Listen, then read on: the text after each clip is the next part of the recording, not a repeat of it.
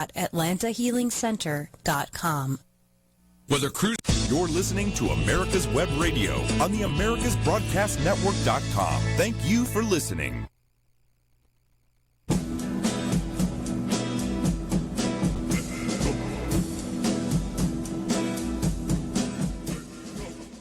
Good morning and welcome to America's Web Radio, and this is not the Cowboy Hour. Actually, well, it could be sort of, I guess, in that that's history, and this is the Georgia Military Veterans Hall of Fame Hour on America's Web Radio. We will be changing music here before long, but that's what I had today, and so that's what we went with. And we're very fortunate. Colonel Rick White has always, he comes through every week, and this week he has sent us a gentleman that best I can say is that I think I'll just call him Mr. Volunteer or Mr. Charity, one or the other. It's Sergeant Retired Roger William Wise, and he was just inducted into the Georgia Military Veterans Hall of Fame, and you're in the class of 2019. And Roger, thank you for coming in. Thank you so much for having me. I'm looking forward to it. Well, we try to have as much fun as we can, and the hour goes quickly, and we also not only celebrate the fact that the Georgia Military Veterans Hall of Fame hour, but we also promote the JC Healing Wall, Johns Creek Healing Wall.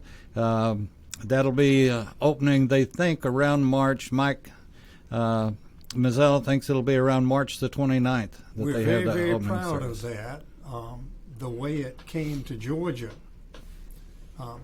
Some things are meant to be. And we got on the list 3 years ago to have the wall stop in Georgia. It was it's a wall that travels around the country. It's a traveling wall. So we got it and we put it on the soccer field.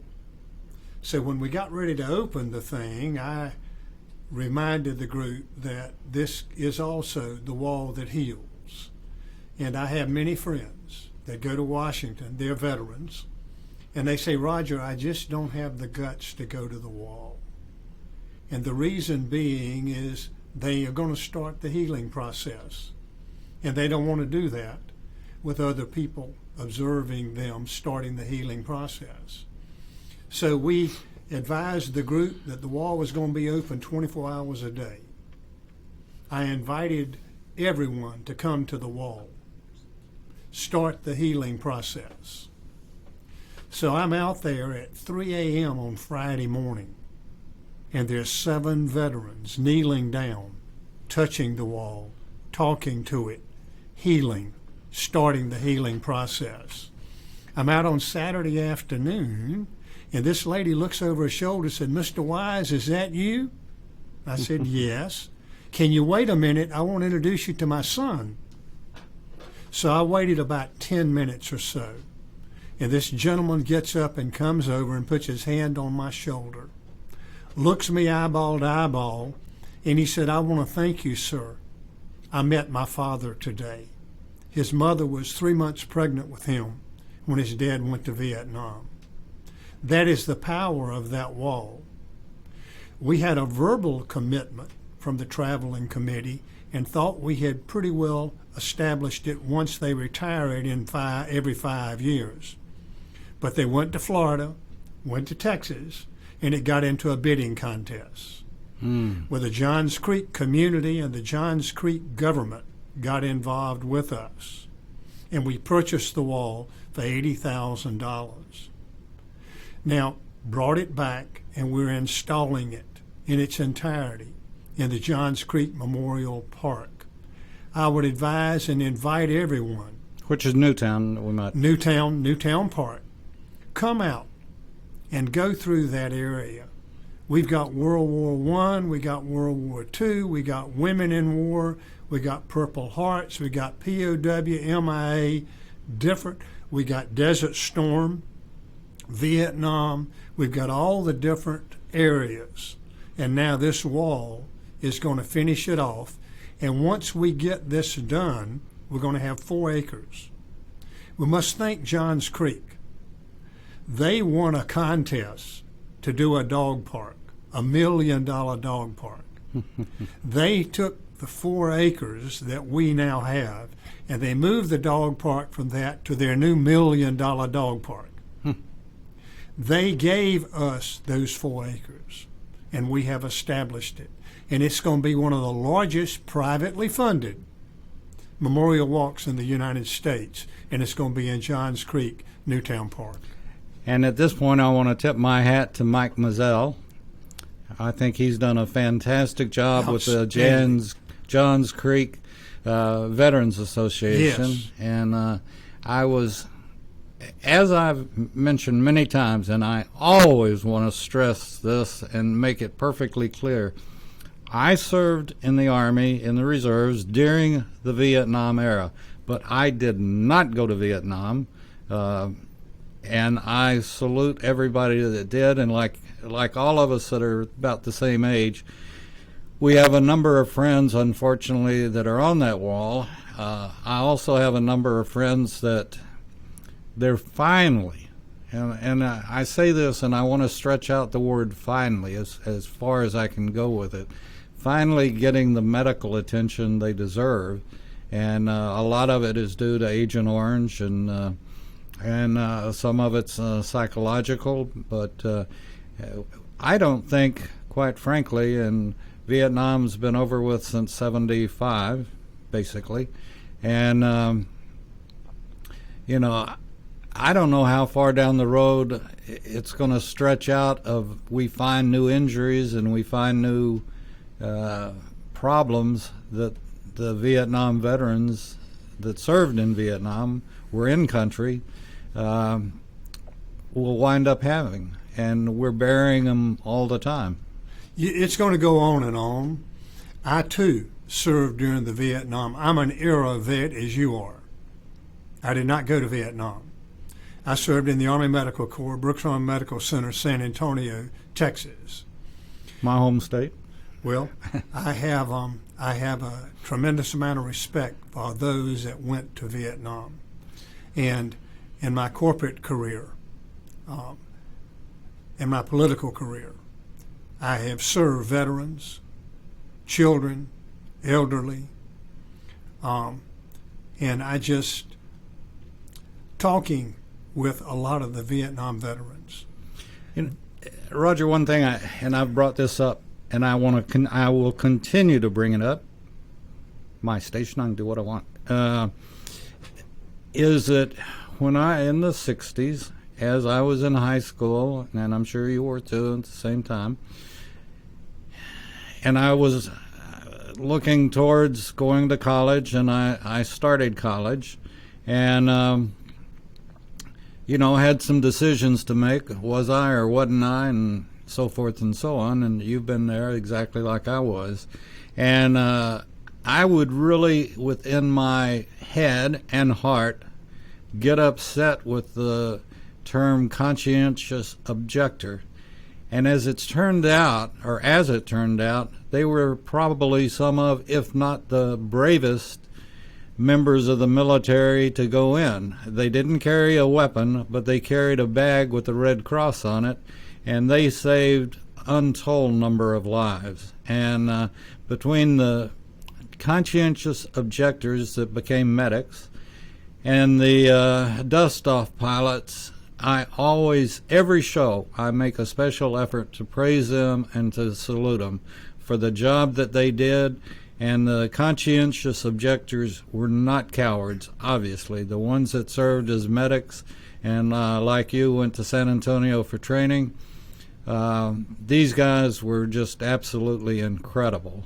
And you'd hear, I have stories of it, but you'd hear somebody yell medic, and they could be right in the middle of a fire zone, and the medics would go running in there. Yep. And so I always try to salute the medics and the dust-offs, and we had Donna Rowe on.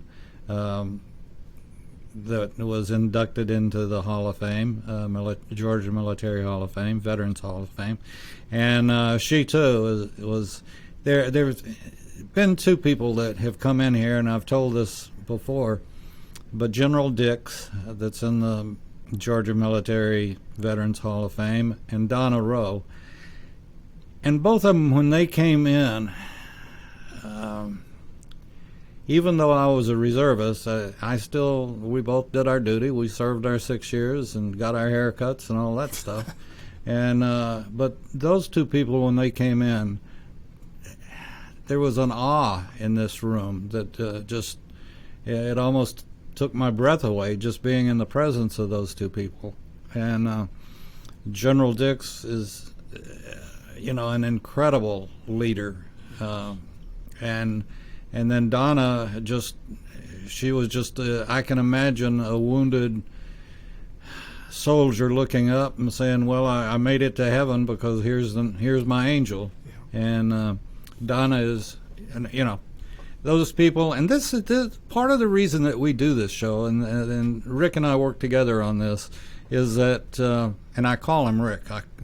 Actually, you and I both learned it, sir, not Colonel or anything else, but sir. But he's just done us a lot of favors, and he is wonderful.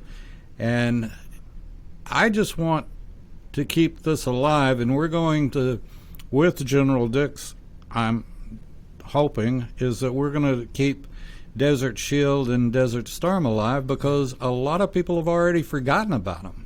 And I'll be damned if I'm going to let people forget about our soldiers. And I also say another thing every show, and at my age I can get frustrated about just about anything I want to, and I get very frustrated at the fact that we have, in my simpleton head, I don't think anybody should be elected to any office in D.C.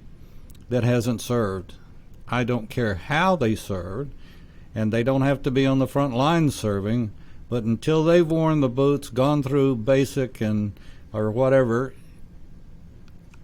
it just galls me for somebody like Pelosi or Feinstein or any of those ladies that don't know which end of an M16 to hold, voting on, and somebody making up these terms of engagement. Baloney. Somebody shooting at you, you shoot back. You don't wait and see what's under their robe. You shoot them. And, I feel very strongly that we don't have enough military in our congressional third of our government. Well, when I went through, you go through what they call 9-10, 9-11, 9-13. That's combat medic, that's frontline medic, that's air vac medic. I had conscientious objectors in my class, and they were good people. They sincerely believed in what they believed in, and they stood up for it. Now, I got through with the basic medical training, which they got. I went into the hospital. They went into combat units. Ran into some of them later years in the hospital. And we sat down and we talked. They are true heroes. As you said, when they yell medic, and I might start crying, when they yell medic, you don't say who, what, and where. You grab your bag and you go to work. And you save a life. Or you sit down and hold someone's hand and tell them it's going to be all right. And that's many times with enemy fire taking place. So yes, I agree with you 100%. They served, and they served in their own way, and in many ways, they are an example that should be followed. I deal a lot with the JROTC cadets, and I remind them on an ongoing basis that freedom is not free. Someone has to pay for it. We will be presenting colors, and I'll get my color guards, and we'll be in an event, And this might be in a school, or it might be in a nursing home, or whatever. And in the school now, we're getting a lot of veterans that are coming back and teaching. That's great. Roger, we're going to hold that thought. We'll come back to it. We got to take a break right quick. You're listening to America's Web Radio and the Georgia Military Veterans Hall of Fame Hour, only on America's Web Radio. We'll be back right after this. Host of the Business Hour on Fridays from 10 to 11 a.m. Join me as I talk with passionate professionals on a program that profiles the best businesses, business professionals, business practices, and fascinating individuals to get an insider view of how America works. 10 to 11 a.m. on America's Web Radio.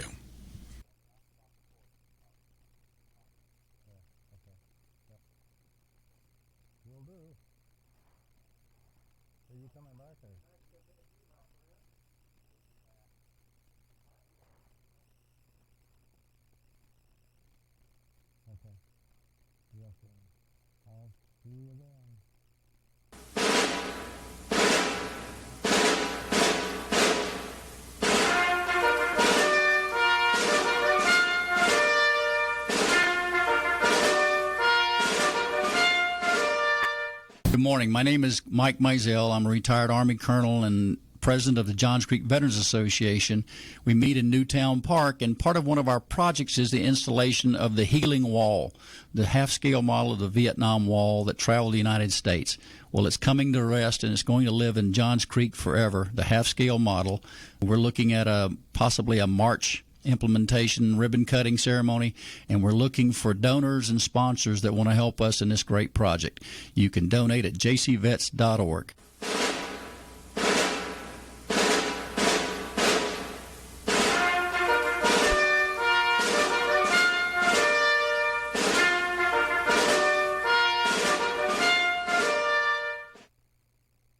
You're listening to America's Web Radio on the AmericasBroadcastNetwork.com. Thank you for listening.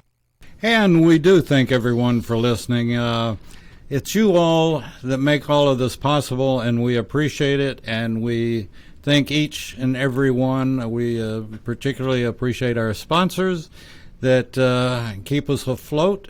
And if you're interested in finding out more about how you can become part of the America's Web Radio family, would love to have you, and we like your money too, as a matter of but we do. Truth is truth, you know, and that's a word that Washington, D.C. doesn't seem to know these days, but we do here at America's Web Radio, and we made the announcement the other day that we are supporting our president, and we would support our president no matter who it was, and we do until it's election time. So we're supporting our president now, and we're also supporting Donald Trump for re-election.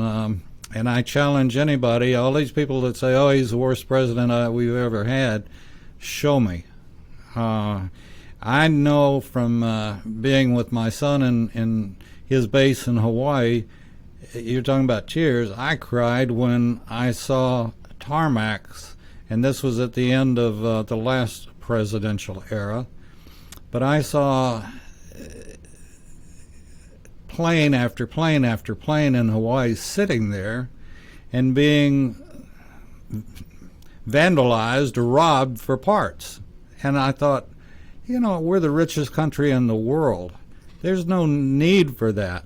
Keep those jets in the air flying, and I salute President Trump for getting them back in the air and off the tarmac with new tires after they had sat and gone flat. But we support our president. We support Mr. Trump for re-election, and also we're supporting Lindsey Rudder for a Georgia appeal court. And we'll be coming out with some more names as time goes on. And Roger, you know, when you first came into the studio today, and I couldn't agree with you more. And I honestly can say I don't think we do a show of any type that the bottom line is, I don't know whether computers have hurt or helped, but in our society today, we have more access to knowledge than we've ever had in our lives. And I just find it incredible that ask Google and you get an answer, and it just blows my old age mind. But as easy as it is, if our country has a problem, it's called being lazy, and most people are too lazy to educate themselves about anything, be it the immigration situation, be it, you name it. And it's just like, it's right in front of you, just do it, but they don't. And again, that's part of the reason that, I don't know if I know you've been in a lot of schools and junior high schools and so forth, and I don't know if you've picked up one of their history books, but I find it just sickening that they dedicate 3 pages to World War II. Hello, and if they were more veterans and accessible veterans from World War II, they'd be in here as well. But unfortunately, we're losing them by the thousands daily. And that's why I wanted to get Vietnam going, and we're going to get a show on Desert Shield and Desert Storm going. We can't forget our military, and our military, past, present, and future, are the strength of our country. Well, you talked about the schools. I have the pleasure of working with the JROTC units. And we're getting more and more veterans now that are coming in and getting out of service, and they're going into teaching or coaching. So I will be at a school rally, and we get ready to present colors. Well, the cadets come in with the colors, and everybody's standing. I'm up in front of the group with a microphone, and I've got on my American Legion hat. And I say, ready, seats. Everybody looks around. I said, once a sergeant, always a sergeant. That means sit down. And they all sit down. I said, folks, freedom is not free. Someone has to pay for it. I now then say, all veterans in the audience and all first responders, on your feet, and they stand up. I say, these individuals you see standing in front of you have paid their tabs, and some are still paying their tabs, because freedom and safety is not free. When you see a veteran, walk up to them and say thank you for your service to our country. Or buy them their meal at the airport, or whatever. Exactly. When you see a first responder, walk up to them and say thank you for your service to our community. Remembering somebody has to pay the tab, and they have paid their tabs, or they're paying their tabs. As we're here today, there's young men and young women all over the world paying their tabs so we can be free. As we're here today, there's young men and young women in fire stations, police departments, EMS, waiting for the bell to ring so we can be safe. We must never forget that. Now, I want everybody else on your feet. That means stand up and join these great patriots, and let's pledge the flag of the greatest country in the world, the United States of America. We do the pledge. Walking down the hall or sitting in the cafeteria having lunch, have young folks come up and say, Mr. Wise, thank you. We need to hear that more frequently. And we got a president that told people what he was going to do if he gets elected. If he's given the honor to serve, he's doing exactly what he said he was going to do. How can you argue with that? This impeachment thing, Pelosi and that lying Schiff, people have, just like you were talking, have to get educated, be educated on what they're saying that are lies. We go, my wife and I, we go to a lot of social events. And she now, once I get into conversations with individuals, she just walks away because she knows what it's going to get to. And I basically reiterate just what you said. I said, if you will sit down and listen and learn, if you will use your iPad appropriately. You can Google and go to, and you can see that all of this mess that they're doing is political ego. It has nothing to do with the facts. Don't confuse them with the facts, because they made up their minds, and they're going to try, and they're still trying to prove that this president is not fit to be president. Well, I came out, and I'm going to come out with it on my Facebook page today and Twitter, today or tomorrow. But, you know, if you step back and you look at the Democrats and Hillary, and I should have said what I normally say, Democrats, there's one word that describes them. Did I tell you what that word was? No. One word. And this covers it. Without a doubt it covers it. Jealousy. Yes. They can't do what President Trump has done.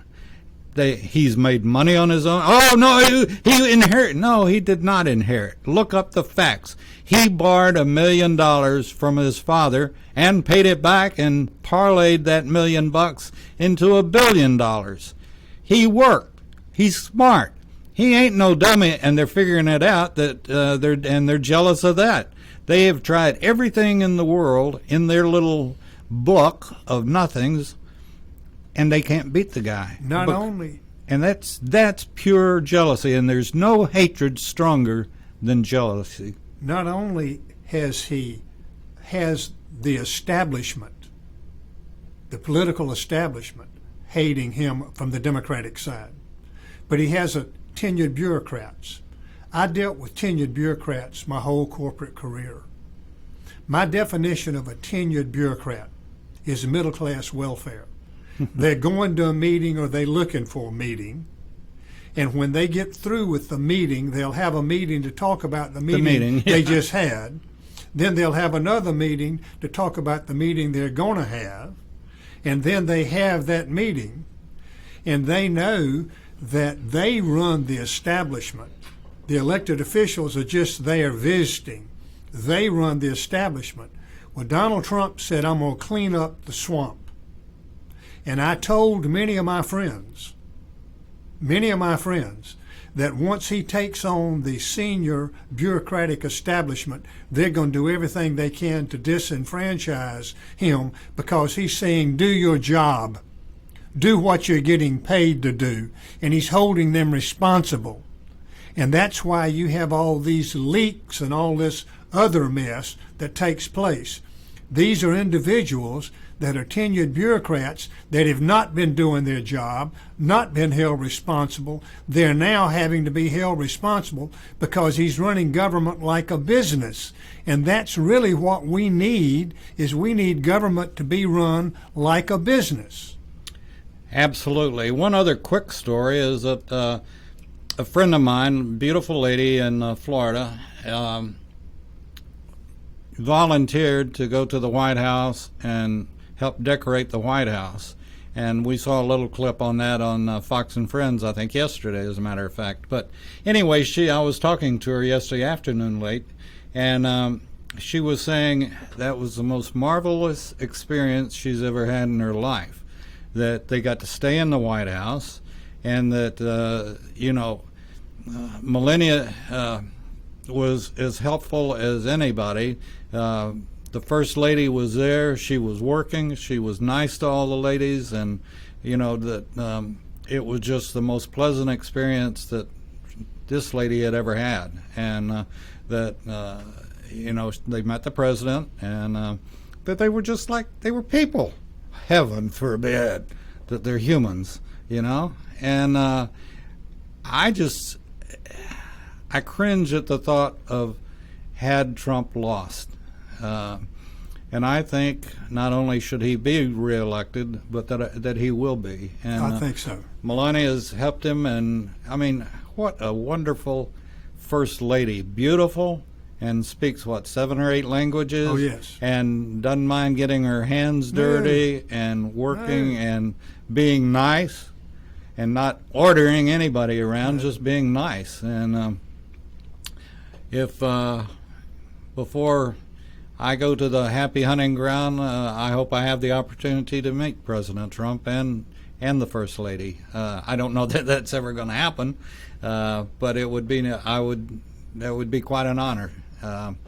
So anyway, with that being said, folks, you're listening to America's Web Radio, and this is basically the Georgia Military Veterans Hall of Fame Hour, and we've got an inductee here, Roger Wise. He was a sergeant in the Army and during the Vietnam era, and Roger and I guess we share a lot of same things together, and Roger was inducted into the Georgia Military Veterans Hall of Fame for all of the service work that he's done, all the volunteer work, just hours and hours and hours of doing service work for the elderly, for children's, and just on and on. I'm not going to take the time to list all of them, but I think you can go online to the Hall of Fame and look at your information there as well. But it's a privilege to have Roger in our studio today, and I want to remind everybody that this is going to be it's being broadcast on Facebook right now, and you'll be able to see it on Facebook as soon as it'll be archived there, and you can watch and listen to it again. And also later in the day or tomorrow, it'll be on YouTube, and will be on every known podcast server in the country sometime tomorrow. And it goes across the country. And we, again, want to thank our sponsors and thank the folks that have stood behind us through our 15 years of doing this. And some people may think we're a little nutty, and we probably are. But we try to bring you the best and the best of people. And I think we've done it just like we're doing it today with Roger Wise. And we're going to take a quick break. We'll be back with Roger right after this.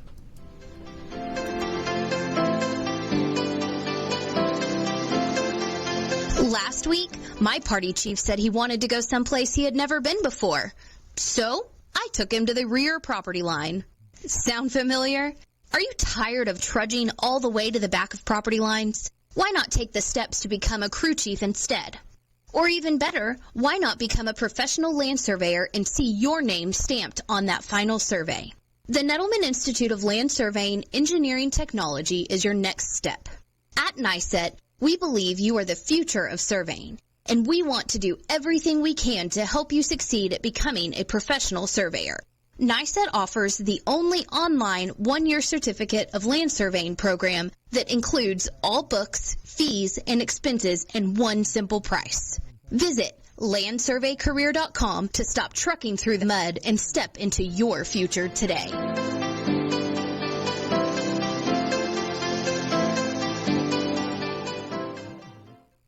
First hour is in English, our second hour is in Spanish. The same people, but telling the truth about what socialism has done to Venezuela. Perhaps you are struggling to cope with the disease of addiction. If not, you probably know a family member or friend that needs help in battling the cravings and the personal and professional damage done by the effects of drugs or alcohol. Get a pen and paper and be ready to write down the following. These are the issues that the trained staff at the Atlanta Healing Center address and treat every day. Their doctors and counselors with over 40 years of practice in the field of addiction can treat the suffering individual in a thoughtful, compassionate, and experienced manner and guide him or her along the path to recovery. So call 770-696-9862 and speak to a knowledgeable staff member about how you or your loved one can be helped to enjoy a better and healthier life. More information is also available on the website at www.atlantahealingcenter.com.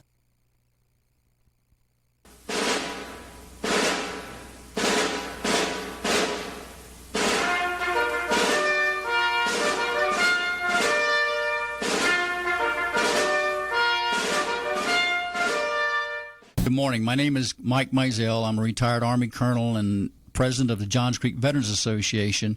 We meet in Newtown Park, and part of one of our projects is the installation of the Healing Wall, the half-scale model of the Vietnam Wall that traveled the United States. Well, it's coming to rest, and it's going to live in Johns Creek forever, the half-scale model. We're looking at possibly a March implementation ribbon-cutting ceremony, and we're looking for donors and sponsors that want to help us in this great project. You can donate at jcvets.org.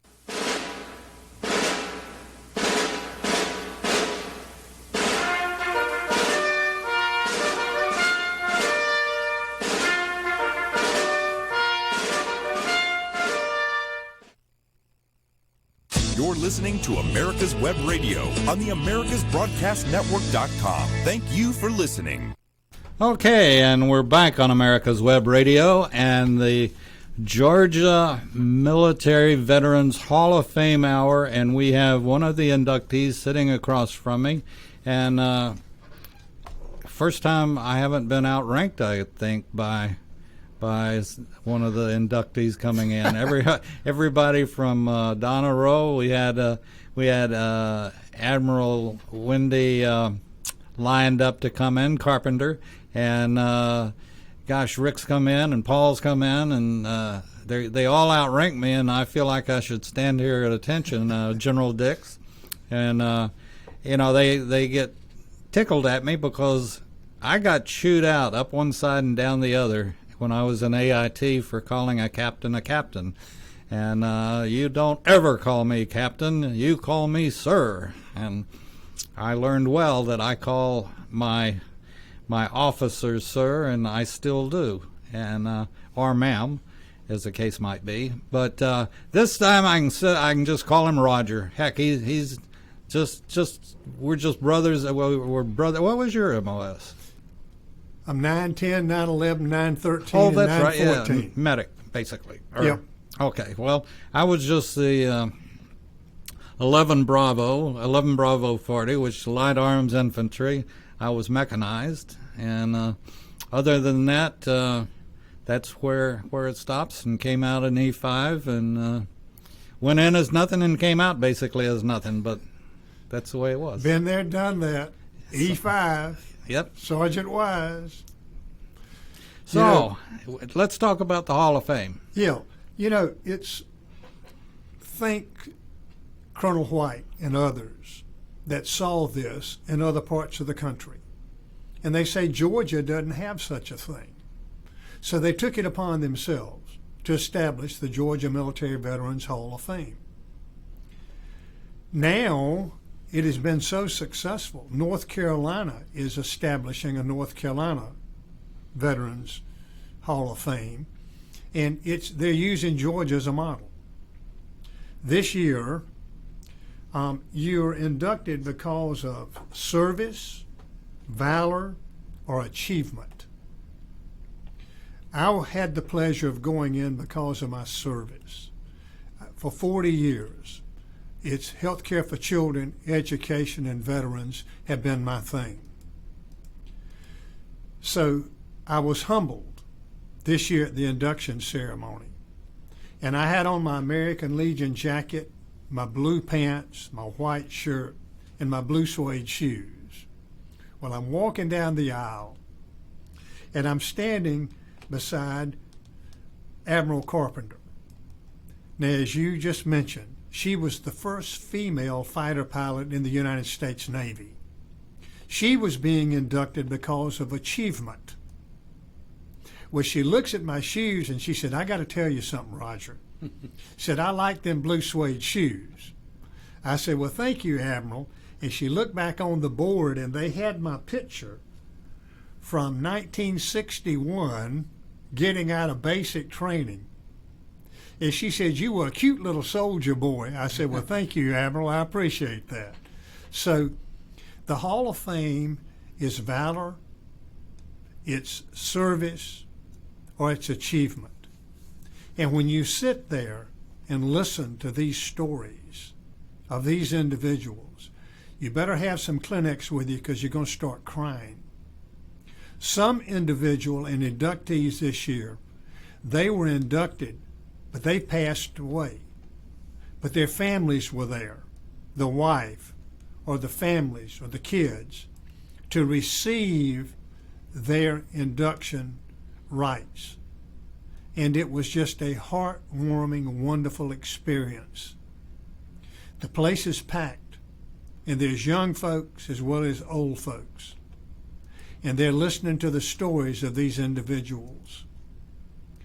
And I commend those that brought the concept to Georgia, perfected the concept, and are passing it on, because we need to pay recognition to our veterans and their service to our country, whether it be valor, whether it be achievement, or whether it be service, because we've got some great Americans that live right here in Georgia. Now, you don't have to be a Georgian to be a member. You've got to have been in Georgia 10 years. You have taken your oath in Georgia. And you are recommended, I was recommended by the Warriors to Citizens program and the Rotary clubs. And they went to great lengths, and I thank them. They went to great lengths, as you mentioned, Googling and researching and doing this to write up my petition and send it forward. So this is a wonderful thing we have.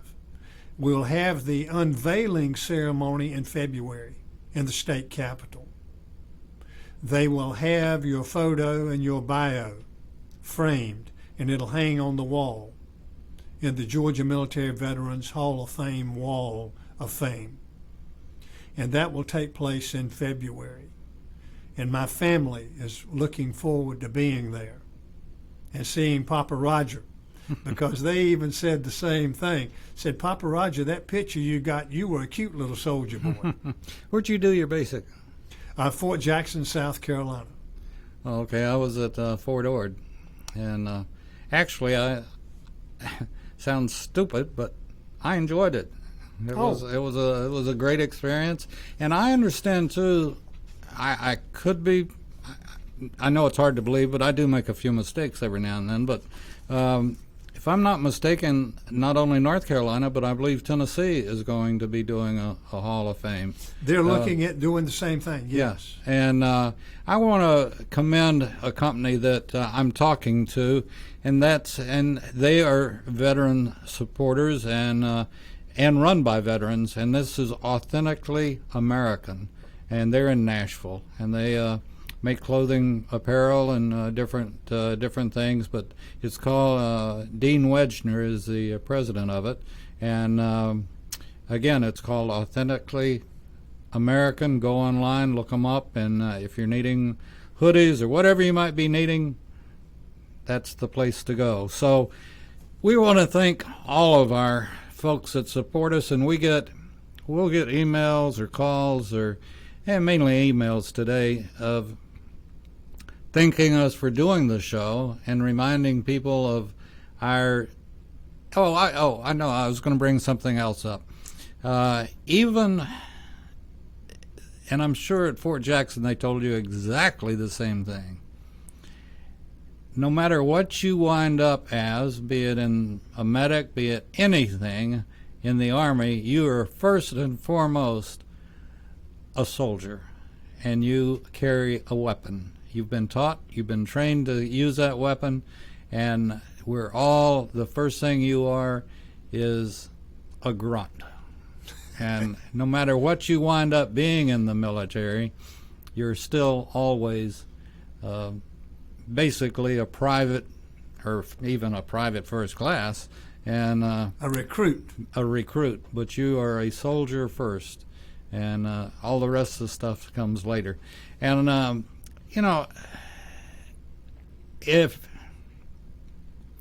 me throw this out.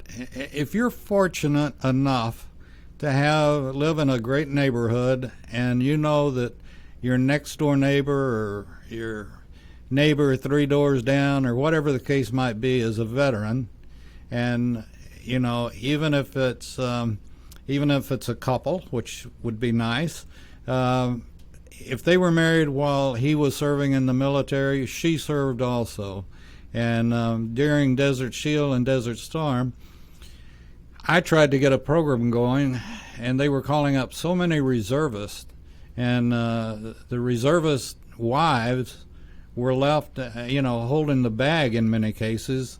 And I said over and over again and supported the fact that, go next door and help the lady out. She doesn't know how to mow the grass maybe, or she doesn't know how to change the light bulb, or just simple things. And let her know that you're there if you've served, if you're a veteran, or if you're not. But you know that her husband's serving to protect you, then offer to help her. And wives play as big a role in many cases as does the soldier or the Navy, the seaman, or whatever, But wives and families. And families, sure.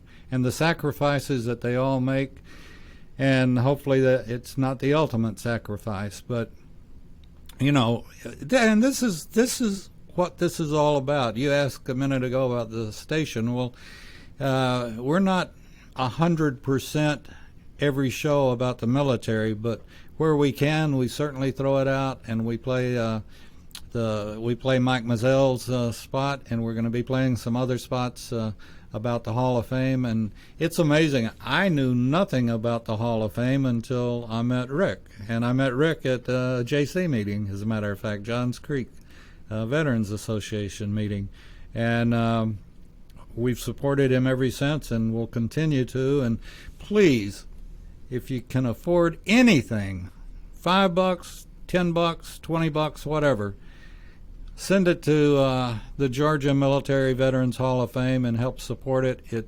It's great, and it's helping keep our military and our veterans in front of the public. And like you said, Roger, we have some great folks that served. Just Freedom incredible. is not free. No. Someone has to pay for it. Have you ever felt like jerking some of those, I started to say something I shouldn't say, but jerking some of those people up by the collar that are protesting whatever the hell they're protesting, or taking a knee or whatever, and explaining to them that what they're doing is only because of the soldier that sacrificed to give him the freedom to do it? I have gotten into some conversations with some of the college kids, and they take the knee, or they do this and they do that. And I tell them, I said, thank a veteran. For what?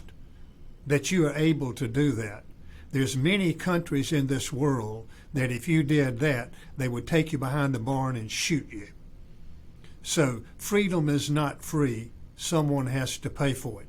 These individuals that stand in front of you that are veterans, they paid their tabs. But as we're here today, there's young men and young women all over the world paying their tabs. So you have the right to protest. So you have the right to your opinion. And you must never forget that. And we're not, if America's Web Radio has anything to do with it, we ain't going to let them forget it. We're going to stick it in their face every time we get a shot at it. You go get them, big guy. This has been an absolute treat.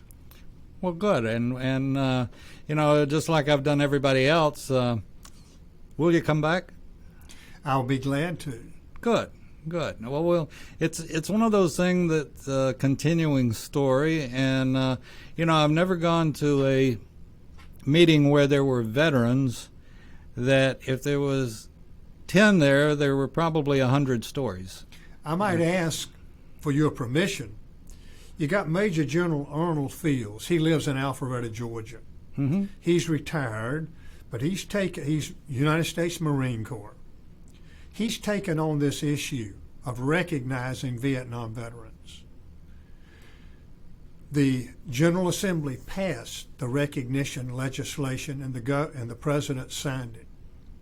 Going around the country now, and they're passing out certificates thanking the Vietnam veteran for their service to our country, whether it be Vietnam-era veterans or actual combat veterans. They have a pin, they have a certificate. I would really suggest I'd love to have maybe get the general to come and talk about his program and what he's doing now around the United States and how effective. He did a program in Alpharetta, and it went extremely well. And he had Congresswoman Lucy McBeth. She personally passed out the certificates and put a pin on every veteran in the room, and it was packed. It was packed. So I would suggest you might want to think about that, and I think you could do a whole show on how we're trying now to say thank you to the Vietnam veteran for the job they did. Well, you know, in fact, if you know him or know how to get a hold of him, I'll turn it over to, I might outrank you. I don't know. As long as I wear deodorant, I'm pretty good, but, you know, I might be ranker than you other times. But anyway, no, I definitely want to have him on. Sure, certainly, absolutely. And we will figure out a way to get him on. And, you know, this is good. It's for those kids and those millennials or whatever they're called that they may or may not have even been born back in the late 60s and 70s when our guys were returning, and it was deplorable. It was, you know, and they even when you came back or when I came back at Hartsfield, they even had a bullpen. They had to keep the protesters sort of pinned up so we could walk through the. You know, you didn't have to be wearing a uniform for people to be trying to spit at you or throw or, you know, call your names or whatever. You had that identifying haircut for some reason, and they could somehow you could be picked out of the crowd. And this is the other thing that I make a note of every show, is that, like I said, I was honored to have Donna Rowe in here, and certainly General Dixon and Dix, not Dixon, but Dix in, and many other of the Vietnam veterans that Rick has been gracious enough to line up to come in. And, you know, as I've said many times, once you've been in the military, and it doesn't matter what branch, what you were, and I've been very fortunate, General Dix and Rick and the rest of them, the officers, the big-time officers, have appreciated the fact that I was nothing and I was nothing as I served, and I don't consider myself to be in the same group of any of the ones that were in country. But with that being said, once you've gone through basic or boot camp or whatever you want to call it, the Navy has another name for it, but once you've gone through, you have just become a member of the biggest fraternity or sorority in the world. And Roger and I met, as far as I know, this is the first time today, but we're brothers. And he knows I served, I know he served, and we're fraternity brothers of the biggest fraternity in the world, the U.S. military. And I'm proud of my service. I should have gone to Nam. I didn't, and I regret that in many ways. But I certainly salute any and everybody that did, and any and everybody that served, because you still gave up your time for your country, and that's the important thing. There's an obligation there. And it disturbs me today that many of these young folks, they're not growing up understanding that obligation. Now, I know that I have my own opinions on this. I think when they did away with the draft, they took away a real opportunity for some young men and young women between high school or college and growing up real life, having the opportunity to be in service. I think being in service teaches you discipline, it teaches you respect, it teaches you order, and there's so many qualities that you have time to grow with and mature with while you're actually on active duty. and you learn that the sergeant ain't always right, but the sergeant is the sergeant. Absolutely. And we had, well, I've told this too many times, but my first platoon in basic training messed up the DI drill sergeants' heads in that we were all college graduates, and they had never dealt with anything like that. Oh, yeah. And they had been trained for years before they became E6 or E7 DIs, and they had been trained for years. The only way you get it through their head is repetition. Do it over and over and over again until they finally do it right. Well, we did it right the second time. and they didn't know what to do with the rest of the time. What do we do now? I get off the bus in South Carolina, and it was a light snow and raining, and the first thing they said is, Wise, where's Wise? Wise, you get down here and pick up these cigarette butts. Well, I got off the bus, and I get down, said, this is a college boy. He's going to teach us something. So, yes, that's the way it was. I had people in my platoon that did not read and write. And we didn't have enough cadre at that time because Vietnam was heating up. They put us in barracks on what they called Pill Hill, Tank Hill. World War II leftover barracks. Oh, that's what I was in, World War II leftover barracks with the fire matchstick barracks. Yeah, and with the big pot-bellied stoves. Now that we didn't have in California. Well, we had pot-bellied stoves, and you could actually look down and see through the floor and see the ground. But we had to have those barracks spit, shine, and whatever. And you had a fire guard at night. The fire watch. Yep. Had fire watch. Well, I had the pleasure of being an acting platoon sergeant because we had one sergeant assigned to two different platoons. And my mother, I sent the list of my guys home that could not read and write, and they never got letters. And it was a discouraging thing for the platoon that when we had mail call, their buddies didn't get letters. So my mother's church group started sending letters to these young soldiers, and they got letters like everybody else. And it brought the whole morale of the platoon forward in a big way. And they would come in and say, I got a letter today, read my letter to me. And I would read the letter to them. I've never forgotten that. And that is one of the fondest memories I have of basic training. Sergeant Wise, thank you for coming in today and being on the Georgia Military Veterans Hall of Fame Hour and being with me. It's been a pleasure and an honor to have you in, and we look forward to having you back, and we'll give you enough time to come up with 10 or 12 more stories, and we look forward to it. Thank you. Well, you're everything that the Colonel said you were, and this has been an absolute treat. You didn't believe all that stuff, did you? Oh, yeah. I mean, he said you pay him real well. Yeah. Okay, folks, they're open today. Go down to the Georgia Military Hall of Fame and see what it's all about. We'll be back with more after this. Happy holidays. I'm Patty Levan, owner of Multiland Mortgage Services, Inc. Call us for details about our conventional loans with as little as 3% down, or talk to us about our FHA, VA, and USDA loan options. We answer your questions with honesty and integrity because that's how we roll.